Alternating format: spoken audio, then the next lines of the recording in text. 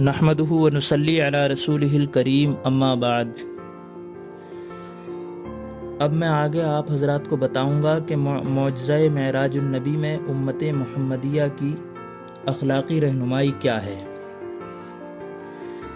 معراج کی صورت میں آپ صلی اللہ علیہ وسلم کو جو کچھ عطا کیا گیا وہ سب ہمیں جناب رسول اکرم صلی اللہ علیہ وسلم کے مرتبے و مقام سے آگاہ کرتے ہیں۔ ہمارے دل میں ان امور پر اطلاع کے ذریعے آپ صلی اللہ علیہ وسلم کے لیے احترام، محبت اور اتباع کے جذبے میں اضافہ ہوتا ہے، اس لیے کہ معراج کے واقعے کے ضمن میں اللہ تبارک و تعالیٰ کی عطا کی ہوئی ہدایت اور رہنمائی اخلاقی رموز پر مشتمل ہے، جو دین اور فضیلت والے اخلاص کے درمیان مضبوط رابطہ استوار کرتی ہے۔ اور حقیقت بھی یہی ہے کہ اسلام کے سائے میں اعلیٰ اخلاق دین کا ایسا اٹوٹ انگ ہیں کہ وہ کبھی دین سے جدا نہیں ہوتے۔ یہ اخلاق دین کے سرچشمے سے ہی پھوٹتے ہیں اور دین ہی کی بنیاد پر استوار ہوتے ہیں۔ ان اسلامی اخلاق کا سرچشمہ بھی ربانی ہے۔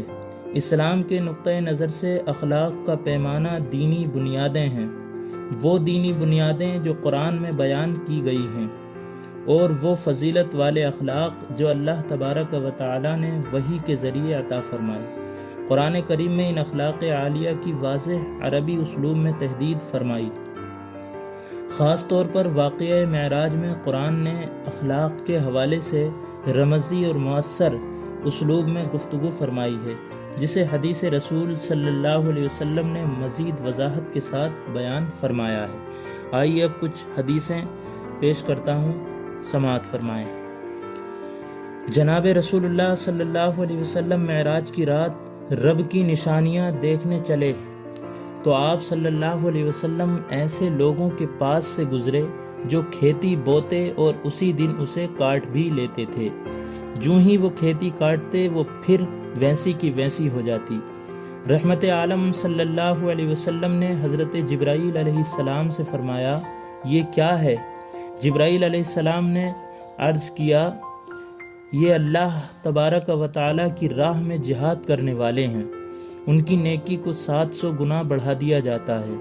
یہ مجاہدین جو کچھ خرچ کرتے ہیں وہی ان کو پھر مل جاتا ہے۔ اللہ تبارک و تعالیٰ رزق دینے والا بہترین رب ہے، سبحان اللہ۔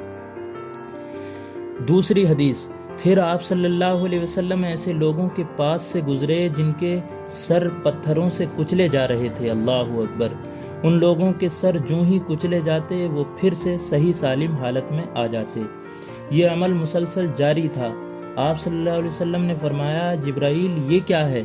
حضرت جبرائیل علیہ السلام نے یوں جواب دیا، یہ وہ لوگ ہیں جن کے بوجھل سر انہیں فرض نمازوں سے روک دیتے ہیں۔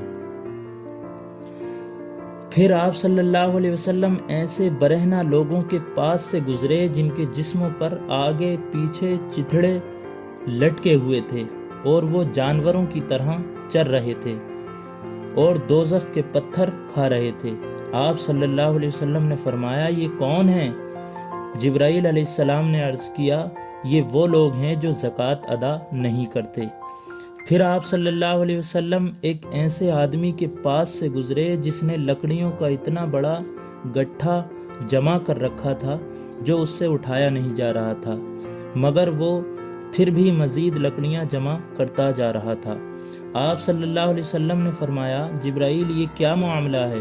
جبرائیل علیہ السلام یوں عرض گزار ہوئے، یہ آپ صلی اللہ علیہ وسلم کی امت کے اس شخص کی مثال ہے جس کے ذمے لوگوں کی اتنی امانتیں ہیں کہ وہ ان کی ادائیگی پر قادر نہیں، لیکن وہ اس بات کے باوجود مزید امانتوں کا بوجھ اٹھا رہا ہے۔ پھر آپ صلی اللہ علیہ وسلم نے ایسے لوگ ملاحظہ فرمائے جن کی زبانوں اور ہونٹوں کو لوہے کی قینچیوں سے کاٹا جا رہا تھا۔ جوں ہی ان کی زبانیں اور ہونٹ کاٹے جاتے، ان کی زبانیں اور ہونٹ پھر ویسے کے ویسے ہو جاتے۔ آپ صلی اللہ علیہ وسلم نے فرمایا، جبرائیل یہ کون ہیں؟ جبرائیل علیہ السلام عرض کرتے ہیں، یہ فتنہ پرور خطیب ہیں، یعنی ایسی تقریریں کرتے ہیں کہ جس کی وجہ سے لوگوں کے اندر ہنگامہ ہو جاتا ہے اور آپس میں لوگ لڑنے لگتے ہیں۔ پھر آپ صلی اللہ علیہ وسلم ایک ایسے چھوٹے سوراخ کے قریب تشریف لائے جس میں سے ایک عظیم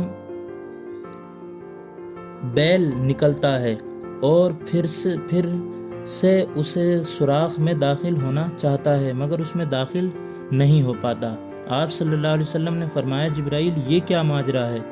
جبرائیل علیہ السلام عرض کرتے ہیں یہ اس شخص کی مثال ہے جو بولتا ہے تو منہ سے بہت بڑی بات نکالتا ہے، پھر اپنی بات پر شرمندہ ہوتا ہے تو وہ اپنی کہی ہوئی بات کو واپس نہیں لوٹا سکتا۔ تو حضرات سامعین کرام، یہ معراج کے تعلق سے کچھ اخلاقی رہنمائی حضور علیہ الصلاۃ والسلام کی طرف سے جو امت کے لیے کی گئی تھی، یہ میں نے آپ حضرات کے سامنے بیان کی ہے۔ اسی طرح میرے چینل کو سبسکرائب کریے اور بیل آئیکن کو پریس ضرور کریے۔ السلام علیکم۔